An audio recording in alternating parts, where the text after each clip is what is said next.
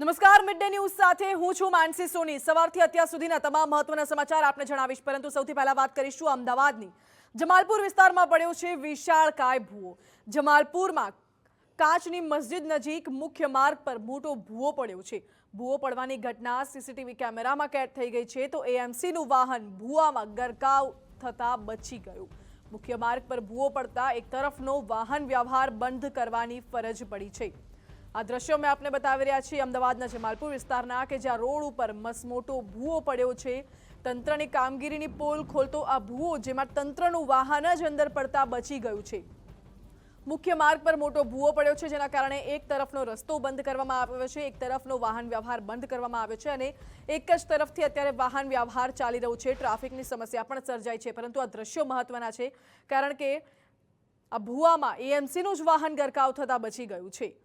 કાચની મસ્જિદ પાસેનો આ બનાવ, જ્યાં મોટો ભૂવો પડ્યો છે, આ દ્રશ્યો મેં આપને દેખાડી રહ્યા છે। આખો રોડ અંદર તૂટી ગયો હોય તેવા દ્રશ્યો અહીં જોવા મળી રહ્યા છે। ભૂવો પડવાની સમગ્ર ઘટના સીસીટીવી કેમેરામાં કેદ થઈ છે, જેના દ્રશ્યો મેં આપને દેખાડી રહ્યા છે।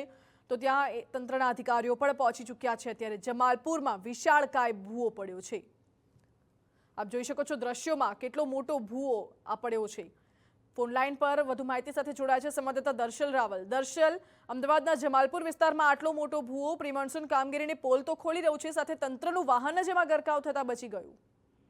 જી, મોટી ઘટના કહી શકાય છે અને દુર્ઘટના થતા ટળી એટલા માટે કહી શકાય છે કે જે કોર્પોરેશનનું જે કચરાનું મોટું ડમ્પર જે આવે છે તે તેની અંદર પડતા ગરકાવ થતા રહી ચૂક્યું છે। જે પ્રકારે સીસીટીવી સામે આવ્યા છે, સવારના લગભગ 8:27 આ જે ભૂવો જે છે તે પડે છે, ડમ્પર ત્યાંથી નીકળે છે, આગળનું ટાયર નીકળ્યા બાદ ભૂવો પડે છે અને પાછળનું ટાયર તેમાં પટકાય છે અને તે બાદ તેની પાછળ રિક્ષા પણ આવે છે અને બાઇક પણ આવે છે। આ તમામ વાહનો જે છે તે અંદર પટકાતા બચી જાય છે અને જે પ્રકારે ભૂવો પડ્યો છે, શરૂઆત નાનો હતો, પરંતુ તે બાદ આખો જે રસ્તો બેસી ગયો, તેમાં લગભગ 4 થી 5 ટુ વ્હીલર અંદર ગરકાવ થઈ જાય તેટલો મોટો આ જે ભૂવો જે છે તે પડ્યો છે। જમાલપુરમાં કાચની મસ્જિદ પાસે જે 4 રસ્તા આવેલા છે તે જગ્યા ઉપરનો બનાવ છે, જેના કારણે મુખ્ય માર્ગ જે છે અવર જવર માટેનો તે સ્થાનિકો માટે હાલ બંધ થઈ ચૂક્યો છે અને લોકોને ફરીને આવવું પડી રહ્યું છે। સાથે સ્થાનિકોનો આક્ષેપ છે કે તંત્રની બેદરકારી અહીંયા છે, કારણ કે જે પ્રકારે આ ભૂવો પડ્યો છે તે જગ્યા ઉપર છેલ્લા કેટલાક વર્ષોથી અવારનવાર ભૂવો પડી રહ્યો છે દર સિઝનમાં, અને તેને કારણે